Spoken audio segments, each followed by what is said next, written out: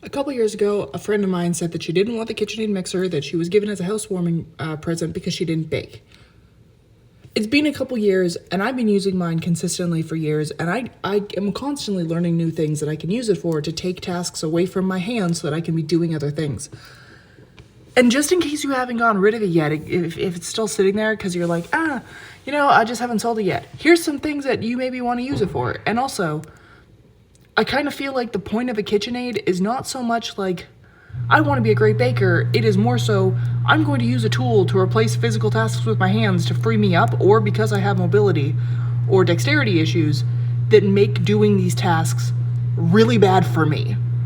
I make all my mashed potatoes in my KitchenAid, not because I'm too lazy to mash potatoes, but because it allows me to be actively cooking other parts of the meal while that is doing its own thing. Awesome. Pulled pork, yep, it pulls my pork for me, and then when I add the barbecue sauce, it mixes it super evenly, and it gets really good sauce distribution. I can add seasonings, and they're mixed in very quickly, and I love that. Does it whip my cream for me? Yes, it does. I chill the bowl, and I make whipped cream in it because I, don't want to whip something in a cold bowl for that long, and B, I can be making the pancakes or waffles while it is doing that, and it is just easier for me. I've been asking my man to buy me a second bowl and the grating attachment because it is a favorite in this household to make carrot cake, and I grate my carrots, and I would really like if I was doing less of the labor of the grating. That would be great. Did I get a KitchenAid to make bread? Yes. Did I buy mine? No, it was a secondhand gift, and I have loved it for many years. For reference, this is my beautiful girl. We figure she's about 10 years old. We've had to change the grease out a couple times, fix a couple parts. The parts, by the way, were less than $10 to keep this thing running in good shape for this long. I love her. I will love her until the day she dies. And if I can help it, she'll never die because I'm mechanically inclined enough to replace a few parts. Is there a million other things you can use it for? Yeah, 100%. Is most of what I use it for mixing things for me? Yes, it's a mixing bowl. That's what it is. One of the first things I started using it for, outside of using it to knead bread for me, because that's what I was excited about it about, was that I wouldn't have to knead bread by hand anymore, was making brown sugar. Because A, I never use it in time and it goes hard, and B, it is expensive to keep wasting food. So I just decided that I would make as much as I needed, and then I wouldn't have waste because it is super easy to do that. And I used to do it by whisking by hand every once in a while, and then I went, this is not time efficient. I could be doing other things, but I have this tool here that mixes things for me.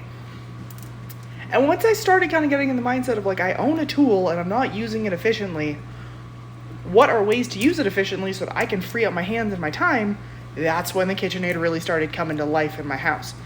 Am I saying that everyone needs one? No.